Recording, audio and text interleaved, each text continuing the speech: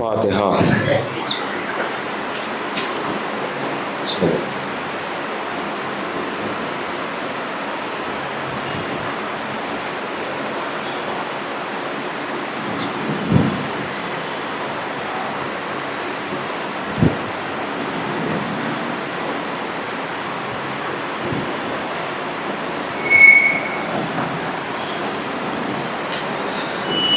اعوذ باللہ من الشیطان الرجیم.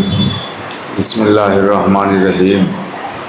الحمد للہ الاول قبل کل اول والآخر بعد کل آخر، المعروف من غیر رویہ، الخالق من غیر رویہ، الذی لم یزل قائما دائما، اذ لا سماع ذات ابراج ولا حجب ذات ارتاج ولا لیل داج ولا بحر ساج ولا جبل ذو فجاج ولا فج ذو فجاج ولا ارض ذات مہاد ولا خلق ذو تماد، ذالک مبتدئ الخلق ووارثہ والہ الخلق ورازقہ. الصلاۃ والسلام علی النبی الامی المکی المدنی القرشی الہاشمی الطاہمی السید البہی السراج المضیء الکوکب الدری البشیر النذیر السراج المنیر الطہر الطاہر الدر الفاخر العلم الظاہر البحر الزاخر المنصور المؤید الرسول المسدد المصطفی الامجد حبیب الہ العالمین ابی الزہراء محمد وعلى سید المطہر والامام المظفر وشجاع الغضنفر ابی شبیر مشبر قاسم طوبہ وسقر الاشجع المتین الامام المبین الاشرف المکین نقطۃ دائرۃ المطالب اسد اللہ الغالب غالب کل غالب مطلوب لکل طالب، امام المشارق والمغارب مولانا امیر المومنین علی بن ابی طالب وعلى سیدۃ النساء الانسیۃ الحوراء ام الائمۃ النقباء النجباء بنت خیر الانبیاء الطاہرۃ المطہرہ البتول العذراء الصدیقہ بالاقوال الرضیہ بالمقالہ المرضیہ بالدلالہ الراضیہ بالعدالہ سیدۃ النسوان حبیبۃ حبیب الرحمن فاطمۃ الزہراء ولعنۃ اللہ علی اعدائہم ومنکر فضائلہم ومصائبہم وجلالتہم وشجاعتہم وفضیلتہم وولایتہم وطہارتہم وعطشہم اجمعین من یومنا ھذا الی قیام یوم الدین. اما بعد فقد قال اللہ سبحانہ تبارک و تعالی فی کتاب المجید والفرقان الحمید. بسم اللہ الرحمن الرحیم. لا اکراہ فی الدین. صلوات پڑھے محمد.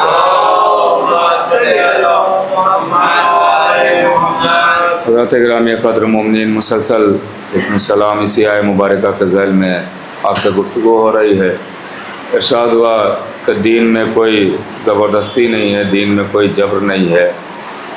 دین سمجھایا جائے گا، بتایا جائے گا، لیکن منوانا شرط نہیں ہے. ماننا نہ ماننا وہ آپ کے اوپر ہے. اسی لیے اللہ نے انسان کو عقل دے کے چھوڑ دیا ہے کہ انسان کو دونوں باتیں، دونوں راستے دکھا دیے کہ یہ جنت والا راستہ ہے، یہ جہنم والا راستہ ہے، یہ پھولوں والا راستہ ہے، یہ کانٹوں والا راستہ ہے، یہ اچھا راستہ ہے، یہ برا راستہ ہے، یہ صحیح راستہ ہے، یہ غلط راستہ ہے. اور اس کے بعد پھر انسان کو عقل دی کہ اب اس عقل کے آپ عقل سے اپنے کو دیکھنا کہ ہمیں کون سے راستے پہ چلنا چاہیے ہے. اچھے راستے پر چلنا چاہیے ہے یا برے راستے پر چلنا چاہیے، صحیح راستے پر چلنا چاہیے ہے یا غلط راستے پر چلنا چاہیے ہے. یہ آپ کو عقل سے فیصلہ کرنا ہے، کیونکہ اللہ نے اس عقل کو بڑا اہم بنایا ہے. انسان کو جو عقل دی ہے تو اس عقل کو بڑا اہم بنایا ہے. اور عقل اتنی اہمیت رکھتی ہے کہ جو شریعت اللہ نے بھیجی ہے، جو دین اللہ نے بھیجا ہے، تو وہ دین پاگلوں کے لیے نہیں آیا ہے، عقل مندوں کے لیے آیا ہے. ایک صلوات پڑھے محمد آل محمد. اسی لیے آپ دیکھیے جو شریعت کے قوانین لاگو ہوتے ہیں، جو شرائط لاگو ہوتے ہیں، تو وہ جب تک ایک اگر انسان صحیح اور سالم ہے تو اس پہ بھی اس وقت تک لاگو نہیں ہوتے ہیں جب تک اس کے پاس عقل نہیں آ جاتی ہے. یہ جو سن بلوغ کا مسئلہ رکھا گیا ہے کہ جب لڑکا 15 سال کا ہو جائے اور لڑکی 9 سال کی ہو جائے تو نماز واجب ہوگی، تو روزہ واجب ہوگا، تو حج واجب ہوگا، یہ جو شرط رکھی گئی ہے تو یہ اسی لیے رکھی گئی ہے کہ ایک بچے میں اتنے وقت میں عقل آ جاتی ہے۔ غور کر رہے ہیں آپ، یہ عقل کی وجہ سے ہے کہ انسان چونکہ شریعت عقل مندوں کے لیے آئی ہے، دین عقل مندوں کے لیے آیا ہے، اسی لیے شریعت کا کوئی سوال پاگلوں سے نہیں کیا جائے گا، احمقوں سے نہیں کیا جائے گا۔ اور کر رہے ہیں آپ، شریعت آئی عقل مندوں کے لیے، تو اس عقل کو سمجھے کہ عقل جو ہے اللہ نے انسان کے پاس جو بھیجی ہے اس کا بڑا رول ہے۔ آپ اسی کے ذریعے پہچانیں گے کہ اچھا کون ہے، برا کون ہے، صحیح کیا ہے، غلط کیا ہے، صراط مستقیم کون ہے، بھٹکا ہوا راستہ کون سا ہے۔ اسی عقل کے ذریعے سے آپ کو پہچاننا ہوگا۔ اسی لیے اللہ نے جبر نہیں کیا ہے کہ اب جب آپ عقل مند ہیں تو دیکھتا ہوں کہ آپ اپنی عقلوں کا استعمال کس طریقے سے کرتے ہیں، آپ کون سے راستے پر چلتے ہیں، جو نبی نے راستہ بتایا اس پہ چلتے ہیں یا جو دنیا نے راستہ بنایا اس پہ چلتے ہیں۔ اور کر رہے ہیں آپ، اسی لیے آپ دیکھیے اللہ نے کسی پر زور ایسے نہیں دیا، زبردستی نہیں کی۔ اگر وہ جبر پہ آ جاتا تو کون تھا کہ جو اس کے دین پر نہیں چلتا؟ اگر وہ جبر پہ آ جاتا تو کون تھا جو اس کے بتائے ہوئے راستے پر نہیں چلتا؟ لیکن اللہ نے جبر کیا ہی نہیں، اللہ نے بہت زیادہ صرف اور صرف سمجھایا ہے، جبرن منوایا نہیں ہے۔ اور کر رہے ہیں آپ دیکھیے شیطان نے کہا کہ ہم سجدہ نہیں کریں گے۔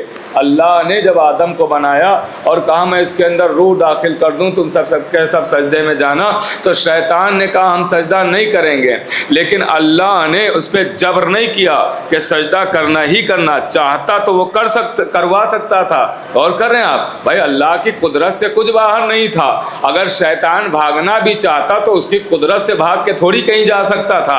اور کر رہے ہیں آپ، لیکن اللہ نے اس پہ جبر نہیں کیا، سمجھایا کہ میں نے اپنے دونوں ہاتھوں سے بنایا ہے، یہ اتنا عظیم ہے، یہ اتنا معتبر ہے، یہ اتنا اہم ہے، سجدہ کر لے، لیکن اس نے سجدہ نہیں کیا۔ یہاں تک کہ اللہ نے اس کے لیے خاص انتظام بھی کیا۔ اب یہیں سے بات شروع ہو رہی ہے، کیونکہ آج تھوڑا مجھے اور مختصر کرنے کا حکم ہے کہ چونکہ شاید کسی کی مٹی ہو گئی ہے، تو لہٰذا اسی سبب سے مجھے حکم ہے کہ میں آپ کا زیادہ وقت نہیں لوں گا، بس چند لمحے آپ کے لے کے گفتگو کو تمام کر دوں گا۔ تو میں بغیر تمہید بات کو شروع کر رہا ہوں، کل انشاءاللہ پھر آپ کی خدمت میں جو باتیں رہ جائیں گی وہ عرض کر دی جائیں گی۔ متوجہ رہیے گا، اللہ نے شیطان سے کہا سجدہ کرو، اس نے نہیں کیا، تو اللہ نے اس کے سجدے کا اہتمام یہ کیا کہ دیکھو ایک ہم کھڑکی بنوائے دیتے ہیں۔ اللہ نے کہا ایک ہم کھڑکی بنائیں گے، ایک چھوٹا دروازہ کھڑکی بنائیں گے، تم اس میں سے جھک کے نکل جاؤ، ہم اسی کو سجدہ تسلیم کر لیں گے۔ غور کر رہے ہیں آپ، ہم اسی کو سجدہ تسلیم کر لیں گے، سجدہ مان لیں گے۔ دیکھیے اللہ نے کیا کیا اہتمام کیا اس کو سدھارنے کا، لیکن جب طینت خراب ہوتی ہے تو کہیں نہیں سدھرتا ہے۔ غور کر رہے ہیں آپ، وہ کہیں نہیں سدھرتا ہے۔ کہا کہ ہم اسی کو سجدہ تسلیم کر لیں گے، لیکن وہ شیطان ہی کیوں رہتا اگر وہ یہ بات مان لیتا۔ جب اللہ نے کھڑکی بنوائی تو اس نے پہلے سر ڈالنے کے بجائے پہلے پیر ڈالے، اس نے غور کر رہے ہیں، اس نے پہلے پیر ڈالے اور یوں سیدھا سیدھا نکل گیا۔ غور کر رہے ہیں آپ، اس نے سر نہیں جھکایا، سر نہیں جھکایا، مگر اللہ نے سمجھانے کی کوشش کی۔ اللہ نے فوراً شیطان کو سزا نہیں دی۔ اب پتہ نہیں آپ جڑے کہ نہیں جڑے، اللہ نے شیطان کو فوراً سزا نہیں دی، سمجھانے کی کوشش کر لے، سجدہ کر لے، موقع ہے تیرے پاس، سمجھ لے میری بات کو۔ جب کسی طرح وہ نہیں مانا تو اللہ نے سزا دی اور کہا نکل جا میری بارگاہ سے، قیامت تک تجھ پر لعنت، تو تھا ہی کافروں میں سے۔ اب متوجہ ہوئے، تو تھا ہی کافروں میں سے۔ دیکھیے اللہ نے فوراً سزا نہیں دی، آدم کے دشمن کو فوراً سزا نہیں دی، پہلے سمجھانے کی کوشش کی، جب نہیں سمجھا تو سزا دی۔ اب دو منظر ہیں، ایک یہ منظر ہے کہ ابلیس نے انکار کیا آدم کے سجدے کا، اللہ نے سمجھانے کی کوشش کی، فوراً سزا نہیں دی، لیکن جب نہیں سمجھا تو کو سزا دی، اور ایک ہے غدیر کے میدان میں نبی نے کہا من کنت مولا فہذا علی مولا، آواز آئی ہم تو نہ مانیں گے علی کی ولایت کو، فوراً آسمان سے پتھر آیا، بھائی پتہ نہیں آپ جڑے کہ نہیں جڑے، فوراً آسمان سے پتھر آیا۔ میں کہوں گا اے پروردگار وہاں شیطان کو تو موقع دیا، وہاں سمجھایا، یہاں بھی کہہ دے نبی سے کہ اس کو سمجھائے، موقع دے، سمجھائے۔ آواز آئی یہی تو میں دنیا کو بتانا چاہتا ہوں کہ خلافت کے منکر کو تو سمجھایا جائے گا، ولایت کے منکر کے لیے کوئی موقع نہیں ہے۔ بھائی صلوات پڑھیں یا یا یا علی یا علی یا علی یا علی یا علی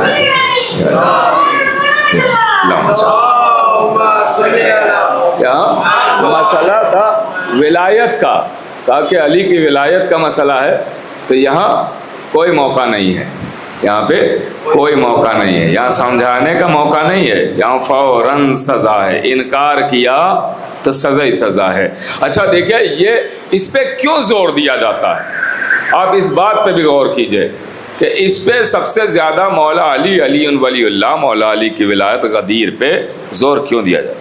اس کی وجہ یہ ہے کہ سب سے زیادہ آج حملے اسی ولایت پہ ہی ہو رہے ہیں، غور کر رہے ہیں آپ، سب سے زیادہ حملے آج اسی ولایت پہ کیے جا رہے ہیں، اور ہمیشہ سے دستور رہا ہے کہ جب بھی جس پہ زیادہ حملے ہوئے ہیں اس کا ذکر زیادہ ہو گیا ہے۔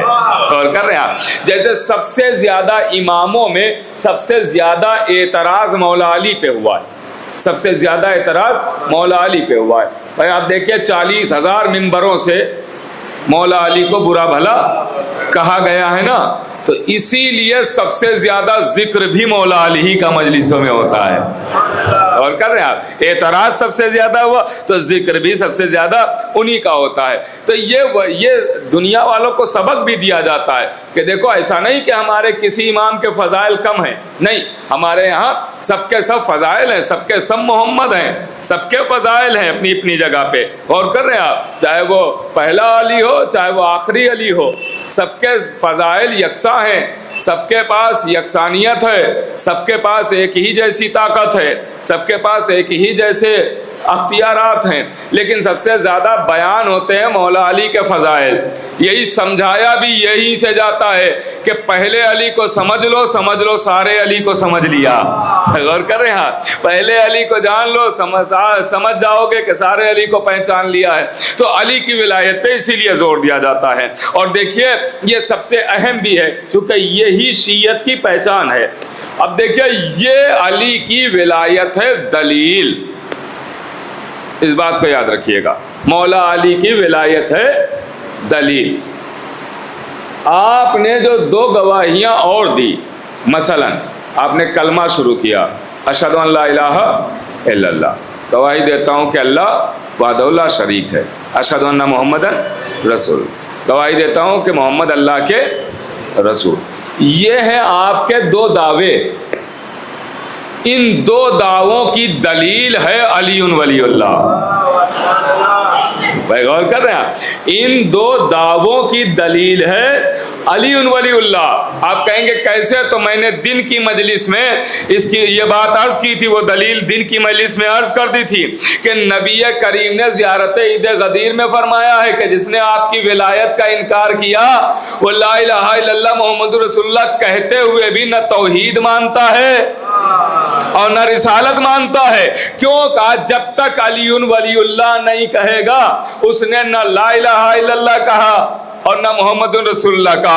اب ہم پا ایک اعتراض یہ بھی کیا جاتا ہے کہ یہ شیعان حیدر کرار ہر وقت تو علی علی ہی کیا کرتے ہیں، ان کی زبان پہ علی ہی علی ہوتا ہے، یہ نبی کا نام بہت کم لیتے ہیں، اللہ کا نام بہت زیادہ کم لیتے ہیں، اور سب سے زیادہ یہ علی ہی علی کیا کرتے ہیں۔ میں اپنے چھوٹے بچوں کو بتانا چاہتا ہوں اور انشاءاللہ آپ یہاں سے جڑ جائیں گے باقاعدہ طور سے۔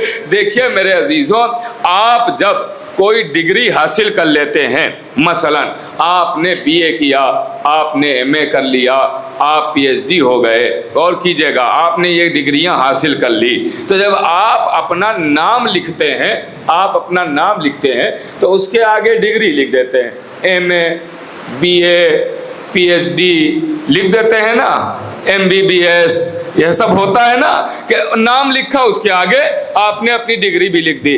اب اگر کوئی احمق ہوگا تو ہی اعتراض کرے گا کہ بھائی آپ نے ایک ہی کلاس پڑھا ہے کیا، خالی آپ نے خالی MBBS کیا، ہائی اسکول تو کیا ہی نہیں ہے، غور کر رہے ہیں آپ نے انٹر تو کیا ہی نہیں ہے۔ کوئی احمق ہوگا وہی سوال کرے گا کہ بھائی آپ PhD کر رہے ہیں، ایک ہی خالی آپ نے کلاس لے لیا PhD کا، بس خالی وہی کر لیا آپ نے، اور آپ یہ سارے جو ابتدائی ہیں کہ جی نرسری پہلا دوسرا چھٹا پانچواں دسواں، یہ سب تو کچھ آپ نے کیا ہی نہیں ہے۔ اگر کیا ہوتا تو وہ بھی آپ سب لکھتے، غور کر رہے ہیں وہ بھی آپ سب لکھتے، تو آپ کہیں گے ارے احمق ہو، عقل نہیں ہے، ارے یہ MBBS ہمارا لکھنا بتا رہا ہے کہ نیچے کے یہ جو پیچھے کے تمام درجے تھے وہ ہم پار کر چکے ہیں، تبھی تو یہاں تک پہنچے ہیں۔ بھائی بتا نہیں آپ پہنچ رہے کہ نہیں؟ اس کا مطلب یہ ہوا آخری ڈگری جو آپ نے حاصل کی ہے اس کا لکھنا اس بات کی دلیل خود ہی بن جاتا ہے کہ آپ پہلے کے درجے پار کر چکے ہیں، تبھی آپ یہاں تک پہنچے ہیں۔ تو ہمارا علی علی کرنا اس بات کی دلیل ہے کہ ہم پہلے والے درجے پار کر چکے ہیں، تبھی تو یہاں تک پہنچے ہیں۔ اب کوئی ہم سے نہ سوال کرے کہ اللہ اللہ کیوں نہیں کرتے ہو، نبی نبی کیوں نہیں کرتے ہو، ارے لا الہ الا اللہ کہہ چکے، محمد رسول اللہ کہہ چکے، تبھی تو علی ولی اللہ تک پہنچے۔ ایک صلوات تو بڑھے محمد آل محمد پا۔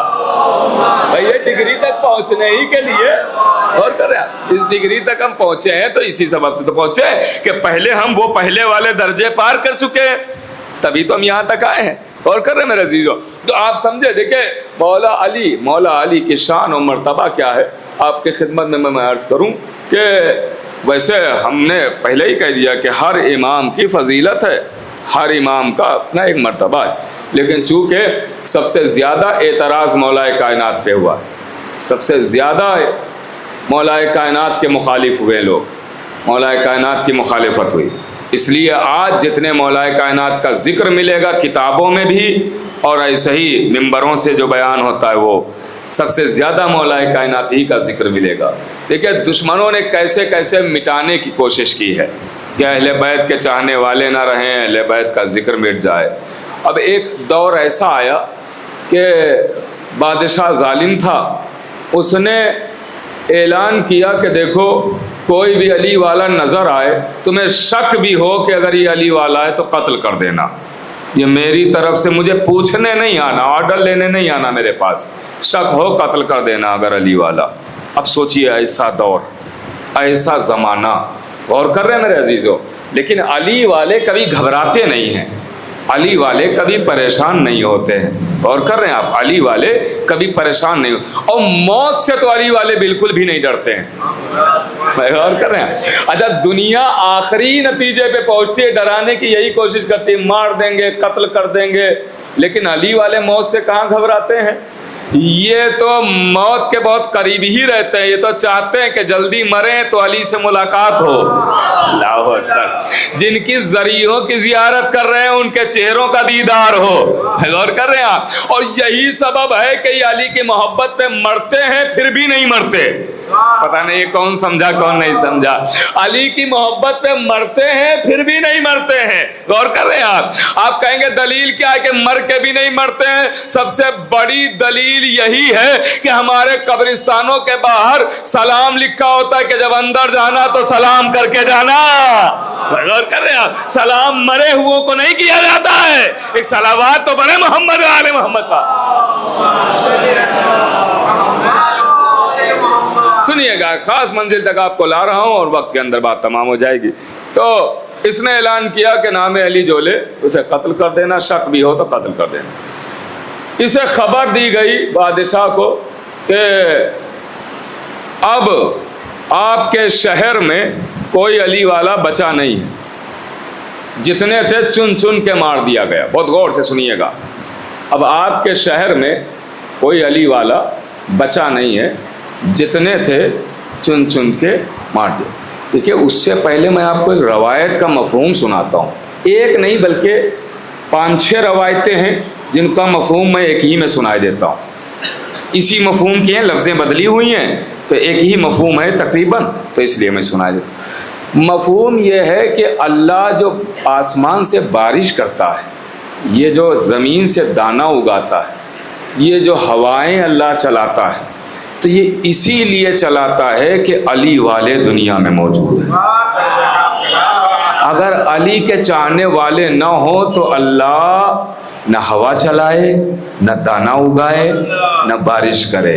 इसका मतलब ये है कि जो दूसरे जिंदा हैं वो अली वालों का सदका है। अल्लाह अकबर, गौर कर रहे हैं आप? जो दुनिया में सब जिंदा हैं ये अली वालों का सदका है कि वो जिंदा हैं। अब आप मुतवज्जे रहिएगा, अब देखिएगा कि ये कह रहा है, बादशाह तक ये बात आई, वजीर आके कह रहा है कि अब आपके शहर में कोई अली वाला नहीं है, लेकिन उसकी अक्ल में नहीं आया कि अगर अली वाला नहीं है तो ये बारिश कैसे हो रही है, ये हवा कैसे चल रही है, ये चांद और सूरज कैसे निकल रहा है, उसकी अक्ल में नहीं आया।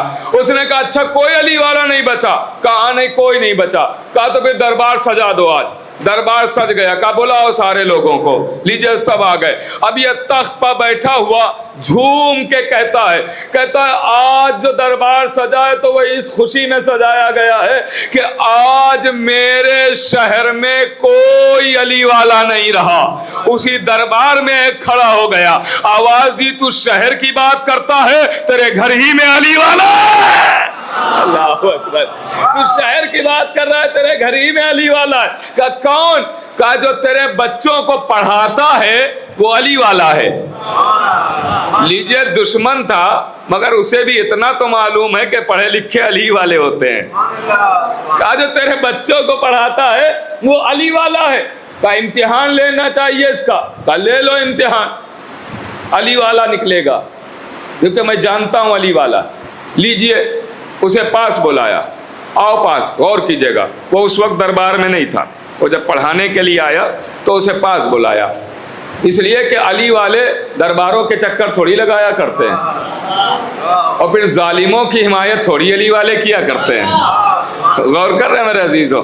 तो अब लीजिए, अली वाले को जैसे वो पढ़ाने आया बुलाया। इस बादशाह के 2 बच्चे थे, 2 बच्चे थे इसके। गौर कीजिएगा जहां तक लिए जा रहा हूं, बादशाह के 2 बच्चे थे। तो इसने पास बुलाया और कहा कि ये बताओ, डायरेक्ट नहीं पूछा कि तुम अली वाले हो या मेरे चाहने वाले हो, नहीं। इसने कहा कि ये बताओ, तुम्हारी नज़र में ये मेरे दोनों बच्चे बाज़मत हैं, बाफजीलत हैं, अफजल हैं, या अली के दोनों बच्चे हसन और हुसैन अफजल? अब सवाल तो बड़ा अजीब था। बादशाह ने सवाल किया कि ये बताओ, तेरी नज़र में हसनैन अफजल हैं या मेरे दोनों बच्चे अफजल? अब अगर कहे कि तेरे दोनों बच्चे अफजल तो ईमान गया, और अगर कहे कि हसनैन अफजल तो जान गई। अब किया क्या जाए? लेकिन अली वाले, मैंने पहले ही कहा, मौत से तो घबराते ही नहीं है, ईमान जाने से घबराते हैं। इनका ईमान बचा रहे, जान जाती है तो चली जाए। गौर कर रहे हैं आप? लीजिए, उस अली वाला एक मर्तबा खड़ा होता है अपनी जगह से और कहता है कि मुझे मालूम हो गया है कि तुझे पता चल चुका है कि मैं अली वाला हूँ, तो अब सुन, अगर मेरी जान जाती है, मुझे कत्ल करता है तो कत्ल कर दे, मेरी बीवी को असीर बनाता है तो बना ले, मेरे बच्चों को मारता है तो मार डाल, मेरे घर को आग लगाता है तो लगा दे, लेकिन इस अली वाले का आप जवाब भी सुन ले। का क्या जवाब है? का जरा सवाल इतनी आवाज के साथ दोहरा कि पूरा दरबार सुने, ताकि मेरा जवाब भी पूरा दरबार सुन ले। गौर कीजिएगा, देखिए, हम आपके दरमियान फजाइल बयान कर रहे हैं, सब अली वालों के बीच हम फजाइल बयान कर रहे हैं। अगर अभी 4 हमला करने आ जाएं तो 5 बचाने भी खड़े हो जाएंगे, लेकिन ये अली वाला जहां फजीलत बयान करने जा रहा है वहां तलवारें लटकी हुई हैं, नेज़े चमक रहे हैं, खंजर चमक रहे हैं, ایسے عالم میں فضائل بیان کرنا معمولی بات نہیں ہوتی ہے۔ سنیے گا میرے عزیزوں، اب یہ بھرے دربار میں ایک مرتبہ آواز دیتا ہے، کہتا ہے باواز بلند اپنا سوال دوہرا۔ وہ بادشاہ کہتا ہے باواز بلند، کہتا ہے کہ میرا سوال یہ ہے کہ تیری نظر میں میرے دونوں بچے افضل ہیں یا علی کے دونوں بچے حسن اور حسین افضل ہیں؟ یہ علی والا کہتا ہے اب اس علی والے کا جواب سن، اب اسے کوئی فکر نہیں ہے، آگ گھر کو لگاتا ہے لگا دے، بیوی کو اسیر بناتا ہے بنا لے، بچوں کو مارتا ہے مار ڈال، مجھے قتل کرتا ہے قتل کر دے، لیکن اس علی والے کا جواب سن اور آنے والی نسل کو بھی بتا دینا کہ ایک علی والا جواب دے کے گیا ہے۔ کہا کیا جواب ہے؟ کہا ایک بار اور سوال دوہرا تاکہ میں جواب دوں۔ آواز دی تیری نظر میں حسنین افضل ہے یا علی کے دونوں بچے افضل ہیں؟ علی والا کہتا ہے تو نے میری نظر کی بات کی ہے تو میری نظر میں تیری بیویاں، تیرے بچے، تیری سپاہی، تیرے نیزے، تیری تلواریں، تیرے تیر، تیرے تبر، تیرے خنجر، تیرا تخت، تیرا تاج، تیری پوری حکومت ایک طرف، قمبر کی جوتیاں ایک طرف۔ اللہ اکبر یا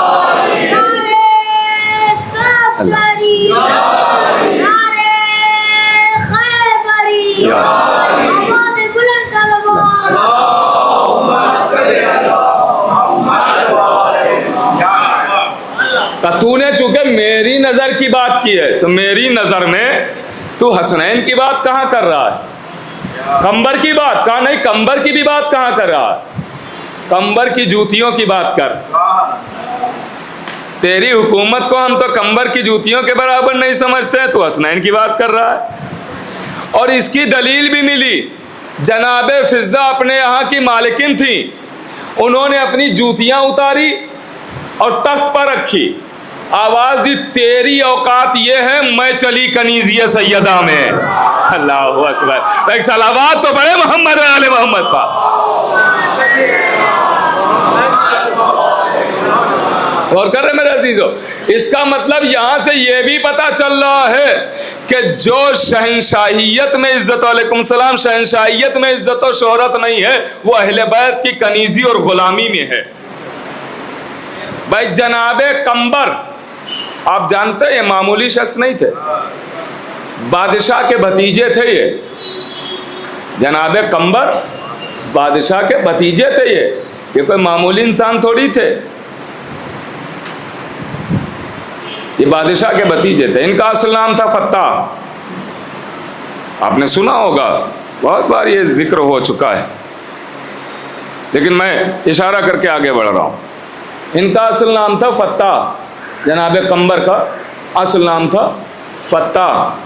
ان کے چچا کا نام تھا اشبوس جو بادشاہ تھا۔ فتح نے اپنے چچا کی بیٹی سے رشتہ دیا کہ میں شادی کرنا چاہتا ہوں۔ کہا تم سے اچھا لڑکا کہاں ملے گا، جانے پہچانے ہو، میرے ہی گھر کے ہو، تم سے اچھا کہاں لڑکا ملے گا، شادی کر دیں گے، لیکن تمہیں پتہ ہے مہر دینا پڑتا ہے۔ کہا چچا اگر آپ بادشاہ ہیں تو میں بھی آپ ہی کا بھتیجا ہوں، بتاؤ کتنی جائیداد لکھوا دیں، کتنے درہم و دینار دے دیں؟ کہا یہ سب تو ہمارے پاس خود ہے۔ کہا تو پھر مہر میں کیا چاہیے؟ کہا مہر میں مجھے علی کا سر چاہیے۔ غور کر رہے ہیں؟ کہا مجھے مہر میں علی کا سر چاہیے، اگر میری بیٹی سے شادی کرنا ہے تو علی کا سر لے کے آؤ۔ اب چونکہ پہلے یہ جانتے ہی نہیں تھے، صرف نام سنا تھا کہ بڑے بہادر ہیں، بڑے شجاع ہیں، جانتے ہی نہیں تھے۔ کہا اچھا سر چاہیے علی کا؟ کہاں؟ کہ میں نے سنا ہے علی بڑے بہادر ہیں، شجاع ہیں، تو مجھے 40 سپاہی دو تاکہ میں علی کا سر کاٹ کے لے کے آؤں۔ فتح کہتے ہیں علی کا سر کاٹ کے لے کے آؤ۔ فتح نے کہا لے جاؤ 40 سپاہی۔ انہوں نے 40 سپاہی چنے اور لے کے آ گئے مدینے۔ اب جب مدینے پہنچے تو دیکھا ایک باغ ہے، باغ میں ایک پیڑ ہے، اس پیڑ کے نیچے ایک شخص بیٹھا ہوا ہے، اس کے ہاتھ میں بیلچہ ہے، آرام فرما رہا ہے۔ اس کے پاس فتح پہنچے اور پہنچ کے کہتے ہیں بھائی یہ بتاؤ کیا تم علی کو جانتے ہو؟ اس نے آواز دی مجھ سے بہتر علی کو کوئی جانتا ہی نہیں ہے۔ بھائی جو سمجھ رہا ہے وہ بولتا رہے، مجھ سے بہتر علی کو کوئی جانتا ہی نہیں ہے۔ کہا یہ بتاؤ علی کہاں ملیں گے؟ کہا کام کیا ہے؟ کہا سر کاٹنا ہے۔ کہا جرم کیا ہے؟ کہ جرم تو کوئی نہیں ہے. کہ بغیر جرم کے سر کیوں کاٹوگے؟ کہ چونکہ میں نے اپنے چچا سے وعدہ کیا ہے اور اس نے مہر میں علی کا سر مانگا ہے, اس کی بیٹی سے شادی کرنا ہے, تو میں علی کا سر کاٹنے آیا. اچھا یہ بتاؤ حلیہ کیسا ہے علی کا؟ دکھنے میں کیسے ہیں؟ آنکھیں کیسی, چہرہ کیسا, ہاتھ پیر کیسے, تاکہ اسے ایک اندازہ ہو جائے. سنا نام ہے, بڑے بہادر ہیں, تو اسے اندازہ ہو جائے تو سر کاٹنے میں آسانی ہو جائے گی. غور کیجئے گا. تو اس شخص نے کہا, بیلچے کے مالک نے, بالکل میرے جیسے علی ہیں. اللہ اکبر. تو جیسے ہی فتح نے یہ سنا کہ یہ کہہ رہا بالکل میرے جیسے علی, تو جو 40 سپاہی لایا تھا, کہا اگر اس کے جیسے علی ہیں تو پھر تم 40 کو بیکار لے کے آیا, اس سے تو ہمارے لشکر کا جو سب سے کمزور آدمی ہے وہ بھی جیت جائے گا. غور کر رہے ہیں آپ بھائی؟ یہ تو بہت ہی نحیف, ظاہری طور پہ یہ تو بالکل نحیف لگ رہے ہیں. غور کر رہے ہیں میرے عزیزو, لیکن اسے کیا پتا تھا کہ یہ سامنے موجود کون ہے؟ غور کر رہے ہیں آپ, اسے کیا معلوم تھا؟ ایک مرتبہ کا وہ سامنے جو بیلچے کا مالک ہے, وہ شخص کہتا ہے, بھائی دیکھو اگر علی کا سر کاٹنا ہے تو ایک کام کرو. کہا کیا؟ کہ آؤ پہلے مجھ سے لڑ لو, اگر تم مجھ سے جیت جاؤ گے تو علی سے بھی جیت جاؤ گے. اللہ اکبر. کہا مجھ سے جیت جاؤ گے تو علی سے بھی جیت جاؤ گے. کہا اچھا تو ایک کام کرتے ہیں, ہم تو نہ لڑیں گے کیونکہ ہم ایک بہادر ہیں, شجاع ہیں. فتح کہتے ہیں ہم تو ایک بہادر ہیں, شجاع ہیں. ہمارے لشکر کا جو سب سے کمزور ہے وہ آپ سے لڑے گا, ورنہ لوگ کہیں گے کمزور کو ہرا دیا تو اس میں پھر ہماری کوئی بات ہی نہیں رہی, فضیلت ہی نہیں ہے. ہمارے لشکر کا جو کمزور ہے وہ آپ سے لڑے گا, وہ بھی جیت جائے گا. تو ایک مرتبہ بیلچے کا مالک کہتا بھائی دیکھو یہاں کوئی کشتی تھوڑی ہونا ہے. کہا پھر؟ کہا یہاں خالی زور آزمائی کر لو کہ کس میں کتنی طاقت ہے. کہا کیسے کی جائے؟ کہ تمہارے ہاتھ میں نیزہ ہے, تم اپنے نیزے کو زمین پر گاڑ دو. ہمارے ہاتھ میں بیلچا ہے, ہم اپنے بیلچے کو زمین پر گاڑتے ہیں. ہمارا بیلچا تم زمین سے اکھاڑنا, تمہارا نیزہ ہم زمین سے اکھاڑیں گے. پتہ چل جائے گا کس کے بازوؤں میں کتنا دم ہے. اللہ اکبر. میں غور کر رہے ہیں, آپ ایک صلوات پڑھیں تو میں عرض کروں آپ کے.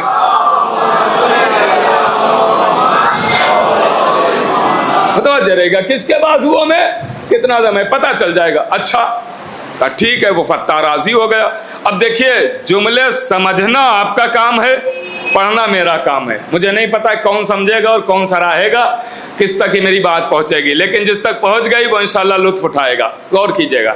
اب لیجئے, فتح نے اپنے پورے جسم کی طاقت کو بازوؤں میں جمع کیا اور دونوں ہاتھ سے نیزے کو پکڑا اور پوری طاقت سے نیزے کو زمین پر گاڑا. جملہ پہنچ گیا؟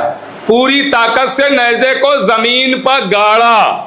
ادھر بیلچے کے مالک نے 2 انگلیوں سے بیلچا پکڑا اور اٹھایا زمین پر رکھا. میں نے کہا تھا نا جس تک بات پہنچے گی وہی لطف اٹھائے گا. زمین پر رکھا. بھائی غور کر رہے ہیں آپ؟ اب لیجئے, کہا کہ تم نیزہ اکھاڑو, ہم بیلچا اکھاڑیں گے. لیجئے غور کیجئے گا. اب ایک مرتبہ بیلچے کا مالک پہلے آگے بڑھا اور 2 انگلیوں سے فتح کے نیزے کو پکڑا اور ایسے زمین سے اٹھا لیا کہ جیسے کوئی بچہ پڑی ہوئی پھول کی پنکھڑی اٹھا لیتا ہے. غور کر رہے ہیں آپ؟ 2 انگلیوں سے کچھ یاد آ رہا ہوگا آپ کو.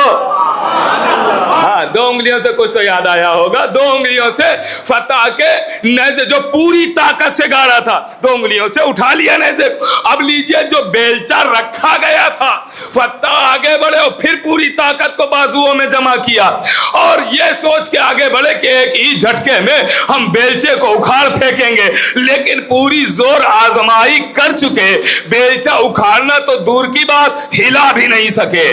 اللہ اکبر. بیلچا ہلا بھی نہیں سکے. تو بیلچے کا مالک مسکرا کے کہتا ہے, دیکھو یہ جو تم 40 لائے ہو ان کا لانا بیکار نہ ہو, سب کو شامل کر لو. اللہ اکبر.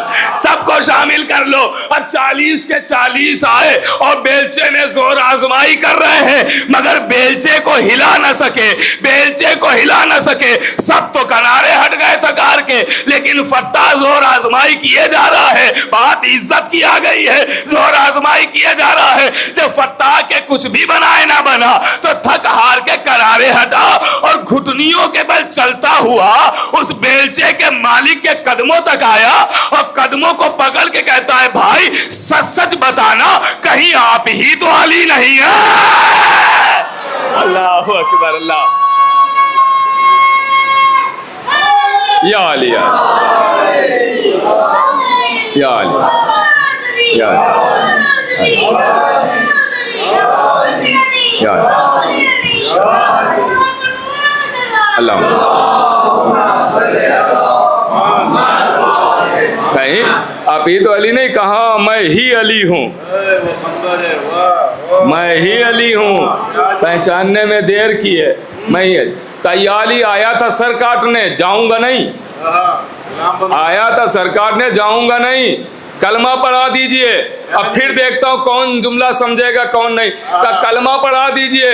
اب یہ کلمہ پڑھ کے مسلمان نہیں بنا، ڈائریکٹ مومن بنا۔ اللہ اکبر اللہ اکبر۔ بھائی کلمہ پڑھ کے مسلمان نہیں بنا، ڈائریکٹ مومن بنا۔ کیوں؟ کہا محمد رسول اللہ پہ اٹکا نہیں، علی ولی اللہ تک پہنچ گیا، علی ولی اللہ تک پہنچ گیا۔ تو اس نے کلمہ پڑھا، جو 40 آئے تھے روایتوں میں ملتا ہے کہ وہ بھی مسلمان ہو گئے سارے کے سارے، وہ بھی اقرار کر لیا۔ ایک معجزہ دیکھا، کلمہ پڑھنے لگے، ایک فضیلت دیکھی، مومن بن گئے۔ غور کر رہے ہیں؟ اب سمجھے ممبروں سے فضائل کیوں بیان ہوتے ہیں؟ ایک فضیلت دیکھی تھی، مومن بن گئے، صرف شجاعت دیکھی تھی، قوت دیکھی تھی، مسلمان بن گئے، مومن بن گئے۔ اب علی نے کہا چونکہ تو میرے دامن سے منسلک ہو گیا ہے، میرے دامن سے لپٹ گیا ہے، تو نامراد نہیں رہے گا۔ اب جو تیری جو حاجت تھی وہ علی پوری کروائے گا۔ کہا یا علی کیسے؟ کہا اسی لڑکی سے شادی ہوگی جس سے تو چاہتا تھا۔ آواز دی یا علی وہ تو آپ کا دشمن ہے، اپنی بیٹی میرے حوالے کیسے کرے گا؟ کہا کہ تجھے پتا نہیں ہے، کل رات کو نبی اس کے خواب میں آ چکے ہیں، وہ بیٹی لے کے فلاں جنگل میں آ رہا ہے، تو ادھر سے میرے ساتھ چل، علی تیرا نکاح پڑے گا۔ اللہ اکبر اللہ اکبر۔ کتنا خوش نصیب تھا کہ کلمہ بھی علی کے ہاتھوں پر پڑھا، نکاح بھی علی نے پڑھایا۔ اللہ غور کر رہے ہیں آپ؟ کلمہ بھی پڑھا اور نکاح بھی علی نے پڑھایا۔ کتنا جس کا نکاح آسمانوں پہ پڑھا جا رہا ہو، غور کر رہے ہیں؟ وہ کمبر کا عقد پڑھ رہا ہے، نام بدل دیا کمبر۔ غور کر رہے ہیں؟ جناب کمبر ایسے غلام تھے، ایسے غلام تھے۔ غور کر رہے ہیں میرے عزیزو؟ تو یہ آل محمد کے دہلیز تک آئے، تو پھر ایسے آئے کہ پھر گئے نہیں، اور پھر ایسا شرف ملا کہ جب تک بادشاہ کے بھتیجے بن کے رہے آپ نہیں جانتے تھے۔ کوئی جانتا تھا جب تک اشکبوس کے بھتیجے تھے؟ کوئی نہیں جانتا تھا۔ کوئی پہچانتا تھا؟ سنا تھا اشکبوس کے جب تک بھتیجے تھے؟ نہیں۔ اب کمبر کو کون نہیں جانتا ہے جب سے غلام علی بن گئے؟ اللہ اکبر۔ اس کا مطلب جو ان کی غلامی میں شہرت ہے وہ شہنشاہیت میں نہیں ہے، وہ بادشاہت میں نہیں ہے۔ فضہ جب تک بادشاہان بن کے رہی کوئی نہیں جانتا تھا، زہرا کی کنیز بن گئی، اب کون نہیں جانتا ہے؟ غور کر رہے ہیں آپ؟ اسی لیے ان کے دروازے پر جو آتا ہے اپنے کو غلام کہلوانا پسند کرتا ہے، اپنے کو نوکر کہلوانا پسند کرتا ہے، کیونکہ ان کی نوکری بڑی عظیم ہے نا۔ یہاں نوکری ہر ایک کو نہیں ملتی ہے، یہاں تک کہ شب ہجرت جبریل بھی اللہ سے کہہ رہا ہے پروردگار مجھے ان کا خادم بنا دے۔ یہ بڑی آسانی سے آپ نے سن لیا، جبریل بھی کہہ رہا ہے پروردگار مجھے ان کا خادم بنا دے، روح الامین خادم بنا دے، وہ بھی خادم بننے کی تمنا کر رہا ہے۔ بھائی بڑے بڑے عہدہ دار بھی ان کے دروازے پر اپنے کو نوکر بتاتے ہوئے نظر آتے ہیں۔ کیوں؟ کہا ان کی نوکری میں جو شرف ہے، یہی تو اس خاندان کا شرف ہے، یہی تو اس خاندان کی عطا ہے کہ ان کے دروازے پہ اگر سر جھکا کے آئیے تو یہ اتنا بلند کر دیتے ہیں کہ آسمان بھی جھک کے دیکھتے ہیں۔ ایک صلوات تو بڑے محمد والے محمد، میں نے بہت بڑا جملہ کہا ہے۔ ان کے دروازے پہ آنے والے کی کیا شان ہوتی، کیا مرتبہ ہوتا۔ بس آج کی یہ آخری بات اور سنیں اور گفتگو کو سمیٹ لیتا ہوں میرے عزیزو۔ تو یہ شان، یہ مرتبہ ان کے دروازے پر آنے والوں کا ہے۔ ان کے دروازے سے جو منسلک ہو جاتا ہے اسے پھر نہ جان کی پرواہ رہتی ہے اور نہ مال۔ میں اسی لیے اکثر مجلسوں میں کہتا رہتا ہوں کہ آل محمد سے خالی محبت نہ کرو، عشق کرو۔ محبت تک محدود نہ رہو، عشق کرو۔ محبت اور عشق میں کیا فرق ہے؟ محبت اور عشق میں بالکل سامنے کا فرق یہ ہے کہ آپ برسوں کسی سے ملیں، برسوں ملیں، محبت بڑھتی جائے گی، لیکن برسوں نہ ملے محبت گھٹ جائے گی۔ لیکن عشق اسے کہتے ہیں کہ آپ کبھی نہ ملیں، اگر عشق ہو گیا تو اپنی جگہ پہ باقی رہے گا۔ آپ بتائیے آپ نے حسین کو کتنی بار ملے، حسین سے کتنی بار ملے، امام آخر سے کتنی بار ملاقات ہوئی؟ نہیں ہوئی نا، لیکن کیسے ٹوٹ کے چاہتے ہیں، اسے کہتے ہیں عشق۔ اور کر رہے ہیں آپ کہ ملاقات نہیں ہوئی ہے لیکن پھر بھی ایسے چاہتے ہیں کہ ہاں کوئی بھی اگر توہین کرنے کی کوشش بھی کرے گا تو اپنی جان دے دیں گے، نام کی بھی توہین نہ ہونے دیں گے۔ غور کر رہے ہیں آپ، یہ عشق ہے۔ اور جب عشق ہو جاتا ہے تو پھر اسے پرواہ نہیں ہوتی ہے کہ جان جا رہی ہے یا مال جا رہا ہے۔ غور کر رہے ہیں آپ بھائی، جیسے جناب ابراہیم اپنی دمبیاں چرا رہے تھے، خلیل خدا اپنی دمبیاں چرا رہے تھے، جناب جبریل انسانی لباس میں آئے اور کہا سبوہن قدوسن۔ جناب جبریل جیسے ہی سبوہن قدوسن کہتے ہیں، جناب ابراہیم کہتے ہیں آدھی دمبیاں لے جاؤ، میرے محبوب کا نام ایک مرتبہ اور لے لو۔ غور کر رہے ہیں آپ، میرے محبوب کا نام ایک بار اور لے لو۔ جناب جبریل پھر کہتے ہیں سبوہن قدوسن، کا یہ بھی آدھی دمبیاں لے جاؤ، یہ لے کر کیا کریں گے، مگر دل نہیں بھرا، ایک بار اور محبوب کا نام لے لو۔ پھر کہا سبحان قدوس، لباس اتارا دے دیا، کہا یہ لباس لے لو مگر دل نہیں بھرا، ایک بار اور میرے محبوب کا نام لے لو۔ پھر کہا سبحان قدوس، کہا میرے پاس مال میں سے تو کچھ ہے نہیں، اب میں آپ کے سامنے کھڑا ہوں، میں قیامت تک، جب تک میں زندہ ہوں اور جب تک تو زندہ ہے اور قیامت میں بھی میں تیری غلامی کروں گا، میں تیری خدمت کروں گا، مجھے لے کے چلو ساتھ میں، مگر ایک مرتبہ اور محبوب کا نام لے لو۔ غور کر رہے ہیں آپ، اس کا مطلب یہ ہے کہ جب عشق ہوتا ہے تو جتنی مرتبہ محبوب کا نام لیا جائے دل نہیں بھرتا ہے، دل نہیں بھرتا ہے۔ دیکھیے تو جبریل فوراً کہتے ابراہیم نہ تمہاری دمبیوں کی مجھے ضرورت ہے، نہ لباس کی، نہ تمہاری، میں جبریل ہوں، میں تو تمہارے عشق کا امتحان لینے آیا تھا کہ تم اللہ سے کتنا عشق رکھتے ہو۔ جناب ابراہیم نے مال بھی دے دیا، اپنی جان بھی حوالے کر دی اور دنیا کو سبق دیا کہ جب سامنے محبوب کا نام آتا ہے تو نہ جان کی پرواہ ہوتی ہے نہ مال کی پرواہ ہوتی ہے۔ اب کوئی ہم سے سوال نہ کرے کہ محرم آتے ہی سب لٹا کیوں دیتے ہو۔ اللہ اکبر، ایک صلوات تو بڑا محمد علیہ وسلم۔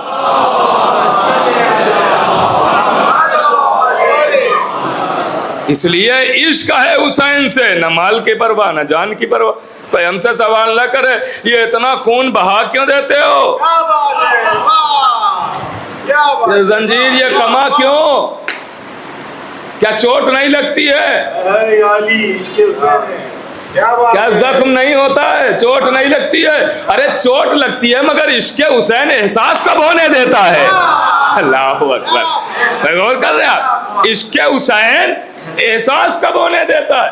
تو آپ متوجہ ہوئے نا، عشق اسے کہتے ہیں۔ اب دیکھیے میں ایک عاشق کی بات کروں، کربلا کے شہیدوں میں ایک شہید ہیں جن کا نام ہے عبداللہ، غور کیجئے گا، عبداللہ ابن بشیر، محمد ابن بشیر، معاف کیجئے گا، محمد ابن بشیر، ان کا نام ہے محمد ابن بشیر، نام یاد ہو گیا نا، محمد ابن بشیر۔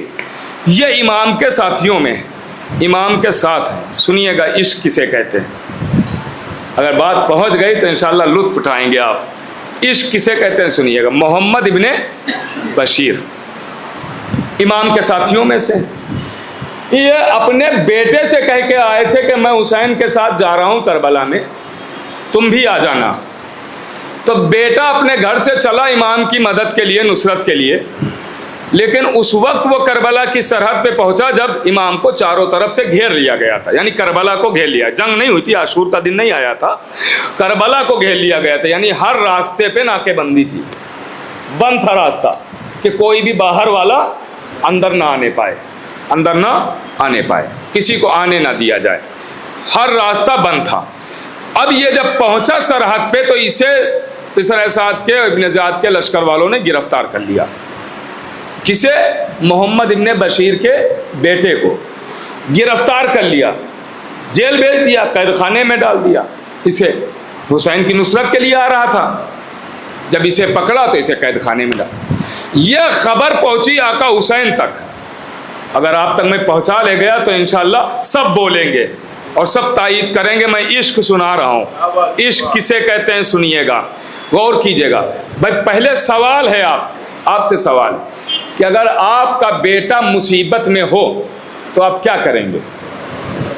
میں سب سے سوال, میں اپنے کو بھی اسی میں شامل کر رہا ہوں, اپنے کو بھی شامل کر رہا ہوں. یہاں جتنے بیٹھے سب, یہاں مجلس ہو رہی, اگر ابھی پتہ چل جائے کسی کا بیٹا مصیبت میں ہے تو پھر مصائب ہی کیوں نہ ہو رہے ہوں آپ فوراً چھوڑ کے بھاگ جائیں گے.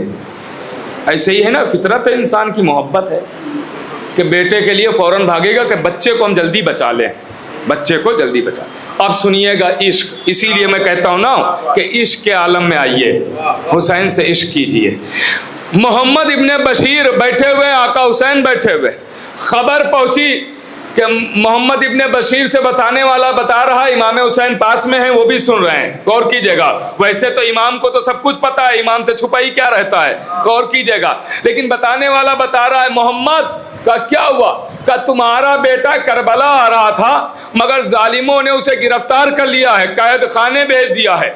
بشیر نے, محمد ابن بشیر نے کوئی جواب نہیں دیا, بتا کے وہ بتانے والا چلا گیا. سنیے گا, بتا کے بتانے والا چلا گیا. اب امام حسین نے اپنا سر اٹھایا اور محمد کو دیکھا اور کہا اے محمد, میں اپنی طرف سے تمہیں آزاد کرتا ہوں, اپنی بیعت اٹھائے لیتا ہوں اور جنت کی ضمانت بھی لیتا ہوں, جنت میں میں اعلیٰ درجہ دلواؤں گا. اے محمد اگر جانا چاہتے ہو تو جاؤ. اب دیکھتا ہوں قسم خدا کی میں اس جملے پر جس کیفیت میں ہوں, اگر اسی کیفیت میں آپ بھی آ گئے تو انشاءاللہ لطف اٹھائیں گے. غور کیجئے گا میرے عزیزو, جو محمد کا جواب تھا وہ سنیے گا. امام حسین کہتا ہے محمد میں تم سے اپنی بیعت اٹھائے لیتا ہوں اور جنت کی ضمانت بھی لیتا ہوں, میں اعلیٰ درجہ جنت میں دلواؤں گا تمہیں. اے محمد اگر جانا چاہتے ہو تو جاؤ اور اپنے بچے کو قید سے آزاد کرا لو. محمد جواب دیتے ہیں آقا کیسی باتیں کر رہے ہیں, ارے وہ میرا بیٹا ہے, حسین ابن علی تھوڑی ہے. اللہ اکبر, اللہ اکبر. بھائی پتہ نہیں کون پہنچا کون نہیں پہنچا, وہ میرا بیٹا ہے, حسین ابن علی تھوڑی ہے کہ جس کے لیے میں دوڑ کے چلا جاؤں. میں اپنے بیٹے کے لیے نہیں جاؤں گا. امام نے ایک جملہ کہا ہے محمد تمہاری اولاد ہے, جاؤ تم چلے جاؤ بچا لو. اب جملہ چاہے جیسے سنے. ایک مرتبہ محمد کہتے ہیں آقا اگر اس وقت میں آپ کو چھوڑ کے اپنے بیٹے کے لیے چلا گیا تو پھر میرا کلمہ پڑھنے کا فائدہ ہی کیا ہوا. اللہ اکبر, اللہ اکبر. اس سے اچھا تو میں کلمہ ہی نہ پڑھتا. اس کا مطلب اگر کلمہ پڑھا ہے تو نصرت حسین لازم ہے. کلمے کی شرط بن گئی نصرت حسین. اور کر رہے ہیں آپ, کلمے کی شرط ہو گئی نصرت حسین. اگر کلمہ پڑھ لیا ہے تو نصرت. آپ سمجھے کیسے کیسے کربلا میں موجود تھے, کیسے کیسے موجود تھے. نہ اولاد کی فکر کی, نہ جان کی فکر کی, نہ مال کی فکر کی. کربلا میں ایسے ہی تھوڑی, امام حسین ایسا ہی تھوڑی کہہ رہے ہیں جیسے مجھے ملے, نہ میرے بابا کو ملے, نہ میرے بھائی کو ملے, نہ میرے نانا کو ملے. ارے وہاں نبی کہہ رہے ہیں آؤ, کوئی آنے کو تیار نہیں. یہاں حسین کہہ رہے ہیں جاؤ, کوئی جانے کو تیار نہیں. اور کر رہے ہیں آپ. ایسے کہاں ملیں گے عاشق, ایسے کہاں ملیں گے عاشق. اور کر رہے میرے عزیزو, بات ختم ہو رہی ہے. ایسے عاشق ڈھونڈے نہیں ملیں گے, تلاش کی. یہ ناصرین حسین ہے, ناصرین حسین ہے. دیکھیے بات ختم ہوئی ہے. میں یہیں پہ آ کے ربط مسائل دے دوں گا, جہاں پہ ناصر کی بات آئی ہے نا, یہیں پہ آ کے. میرے عزیزو ہر نبی نے وعدہ کیا ہے جنت کا, ہر نبی نے جنت کا وعدہ کیا ہے. جتنے بھی نبی آئے دین پھیلایا اور کہا جو ہمارے بتائے ہوئے دین پہ چلے گا جنت کا وعدہ کرتا ہوں. آدم نے جنت کا وعدہ کیا, نوح نے جنت کا وعدہ, ابراہیم, موسیٰ, عیسیٰ, یحییٰ, داؤد, خضر, نوح, سب نے جنت کا وعدہ کیا. سارے نبیوں نے جنت کا وعدہ کیا ہے, کسی نے بیٹھے بٹھائے جنت دی نہیں ہے. भाई पता नहीं आप पहुंचेंगे कि नहीं। भाई सबने जन्नत का वादा किया है। आदम आए जन्नत का वादा किया, नूह आए जन्नत का वादा किया, मूसा आए जन्नत का वादा किया, ईसा आए जन्नत का वादा किया। कहा कि जन्नत, ऐसा नहीं वादा पूरा नहीं होगा, पूरा करेंगे लेकिन आखिरत में पूरा होगा। गौर कर रहे हैं आप, जन्नत का वादा किया। किसी ने बैठे बिठाए जन्नत नहीं दी, मगर सलाम हो अजमत हुसैन पाक, सलाम हो फजीलत हुसैन पाक। अरे शबे आशूर इमाम हुसैन ने अपने असहाब को जमा किया, अपने नासरीन को बुलाया और कहा जरा मेरी उंगली के दरमियान देखो। अब सबको दिखा दिखा के कहते हैं हबीब ये तुम्हारी जन्नत, सुहैर ये तुम्हारी जन्नत, सईद ये तुम्हारी जन्नत, वहब ये तुम्हारी जन्नत। अरे जन्नत का वादा करना और है, बैठे बैठे जन्नत बांट देना और है। ये है हुसैन। गौर कर रहे हैं, ये है हुसैन। और खाली उन नासिरों को हुसैन ने जन्नत नहीं दी है, इन नासिरों को भी जन्नत दी है। खाली उन नासिरों को हुसैन ने जन्नत नहीं दी है, इन नासिरों को भी जन्नत दी है। उन नासिरों को वो वाली जन्नत दी है, इन नासिरों को ये वाली जन्नत दी है। अल्लाहु अकबर। सलावत तो पढ़े मोहम्मद आले।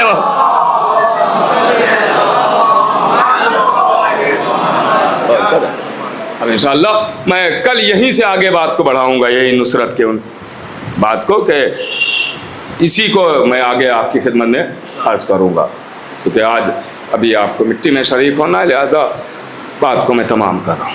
क्योंकि नुसरत बहुत अहम शय, और ये मैंने ऐसा ही जिक्र नहीं किया इसलिए कि शीयत की तमाम शराइत में एक शर्त है नुसरत अहले बैत, इसलिए कि सहाबी होना और है, नासिर होना और है।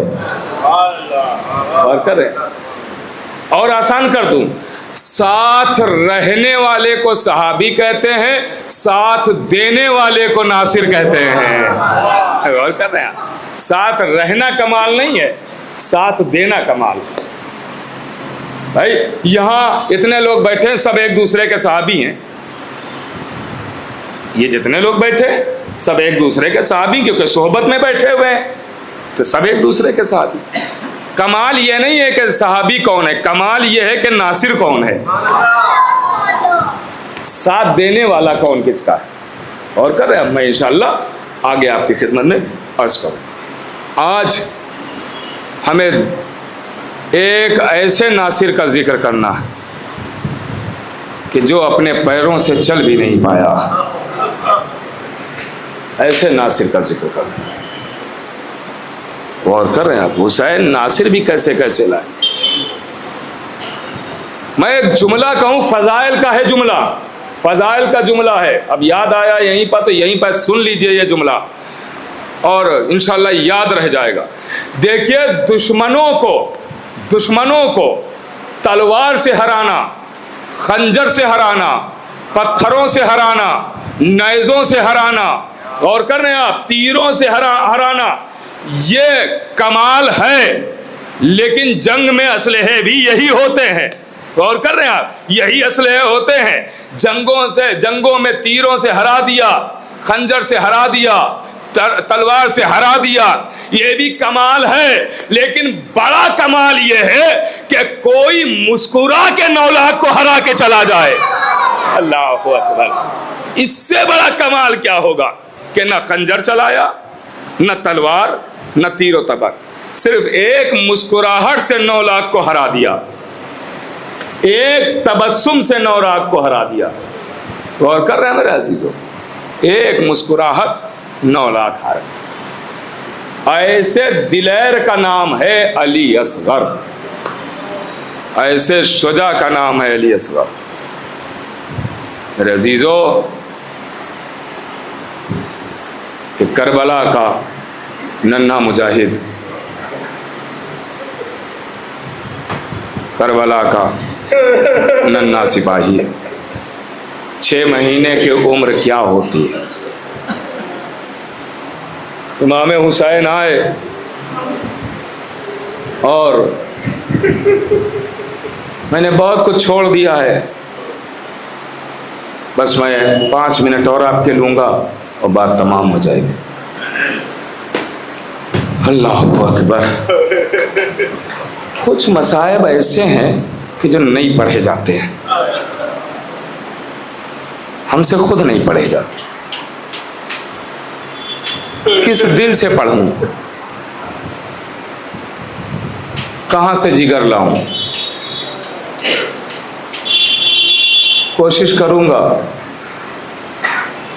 کہ کچھ عرض کروں آپ کے خدمت میں، اور شہزادی طاقت دے. میرے عزیزو،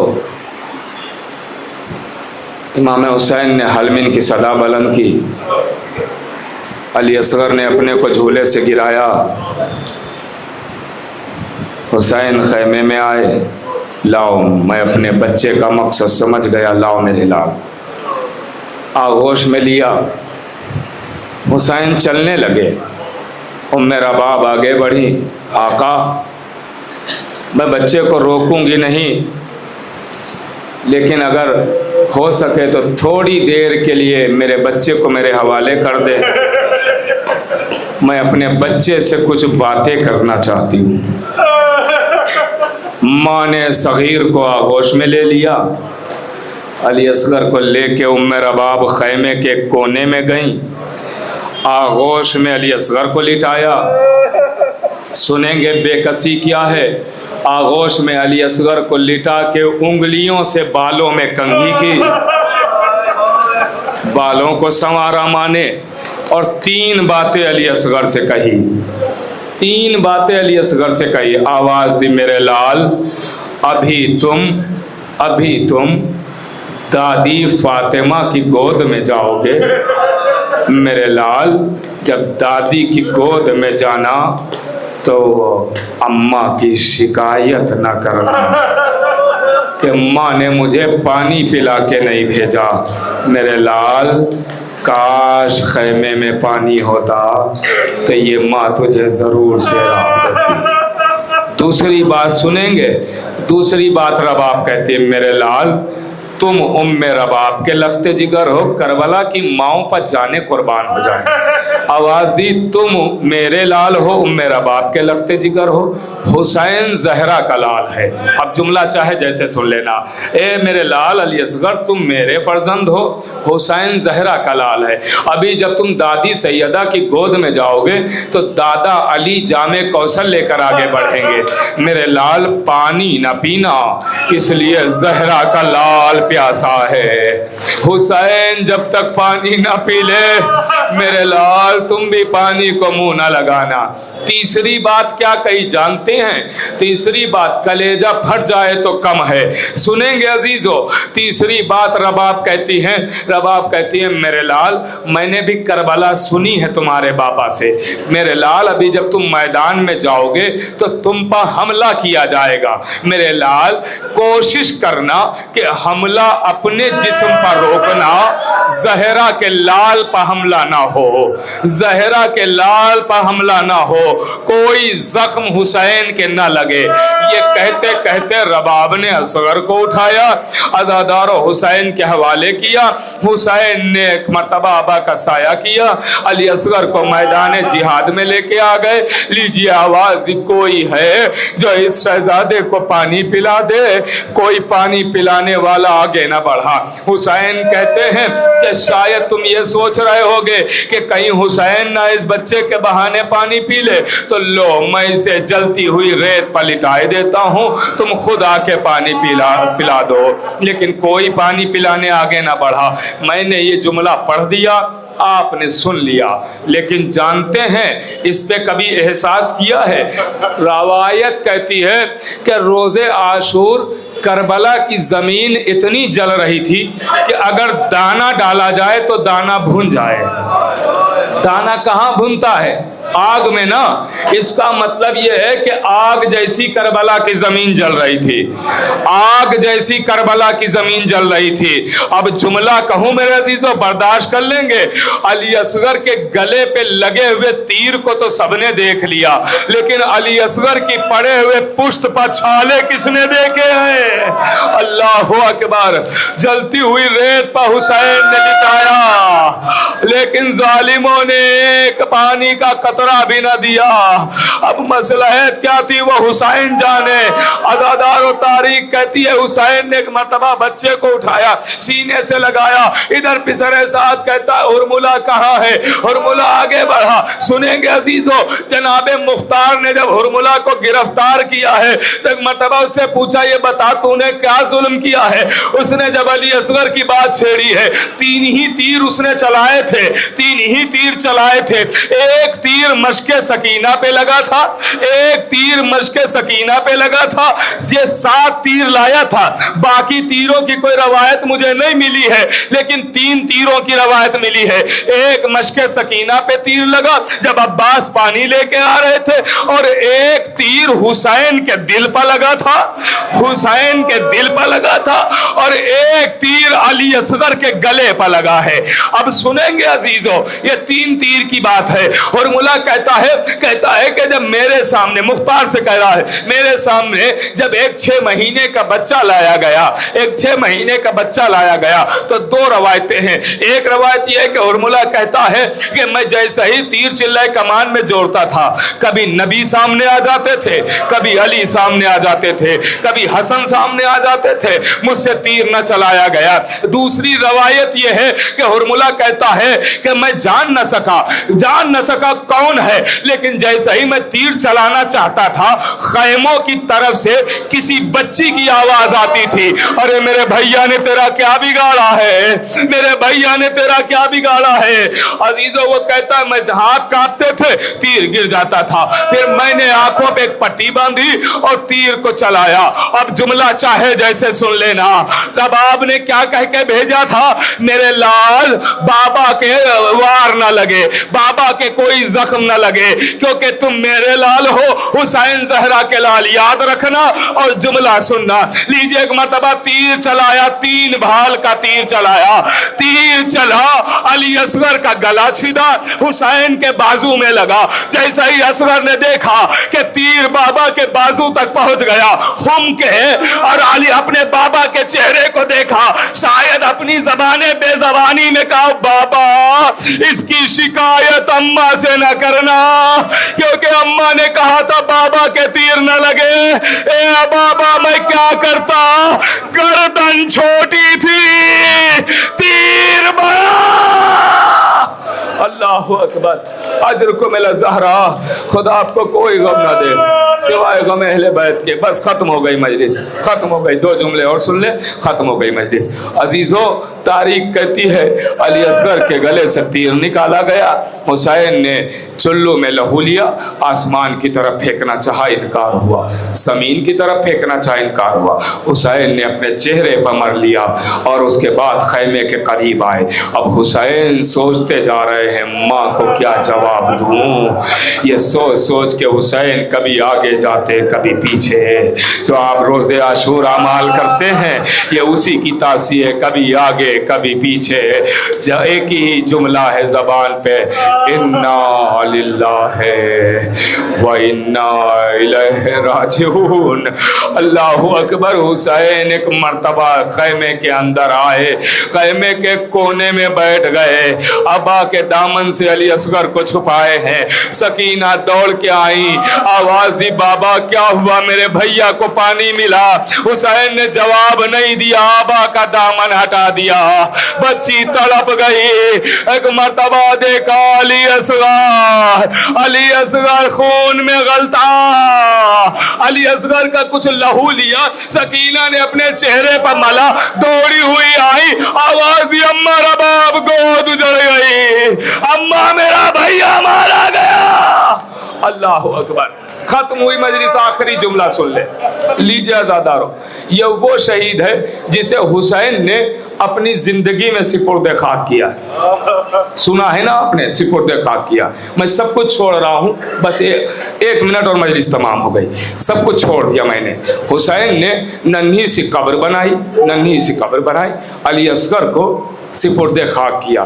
اب مصلحت کیا تھی وہ امام جانے, اللہ جانے, مجھے مصلحت نہیں پتا, لیکن میں روایت بس سنا سکتا ہوں. مصلحت کیا ہے وہ معصوم جانے. سننا عزادارو, آپ نے بھی لاشیں دفن کیے ہوں گے نا؟ نہیں دفن کیے تو دیکھے تو ہوں گے لاشیں دفن کرتے ہوئے.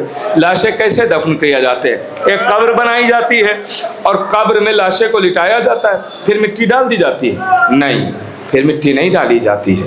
اس پہ پٹرے لگائے جاتے ہیں یا پتھر لگایا جاتا ہے, اس پتھر یا لکڑی پر مٹی ڈالی جاتی ہے, لاش پر مٹی نہیں ڈالی جاتی ہے. مگر ہائے غربت حسین, ہائے مظلومی حسین. مجھے نہیں پتا مصلحت کیا تھی, مجھے نہیں معلوم ہے, لیکن روایت کہتی ہے ایک مرتبہ سپرد خاک حسین کر رہے ہیں, علی اصغر کو قبر میں لٹایا, پیروں کی طرف سے حسین نے علی اصغر کی لاش پر مٹی ڈالنا شروع کی, گلے تک تو مٹی ڈالی. جب پھول سے چہرے پر مٹی ڈالنے کی بات آئی تو حسین کبھی اٹھتے تھے, کبھی بیٹھتے تھے, کبھی اٹھتے تھے, کبھی بیٹھتے تھے.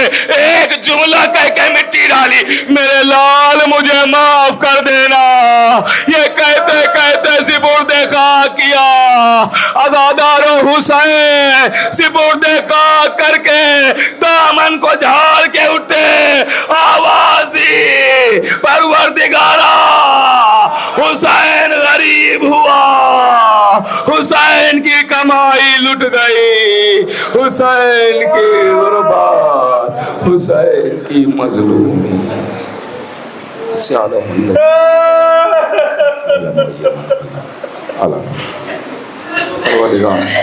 تجھے واسطہ محمد والے محمد کا ہماری عبادت کو قبول فرما, ہمارے گناہ کبیرہ اور گناہ صغیرہ کو معاف فرما, بے اولاد انہیں اولاد عطا فرما, بے روزگار نے روزی عنایت فرما, مقروض ان کے قرض کو ادا فرما, بیمار نے شفا کامل اور عاجلہ عنایت فرما. جہاں جہاں بھی شیعہ نے حیدر قرار ان کی جان مال عزت کی حفاظت فرما, جہاں جہاں دشمن اہل بیت ان کو نیستان نابود. یہاں جتنے بھی افراد تشریف فرمائے تھے, جہاں سے بھی سنیں ان کی تمام دلی حاجات کو, جو بے نمازی ان کو نماز کی توفیق عطا فرما.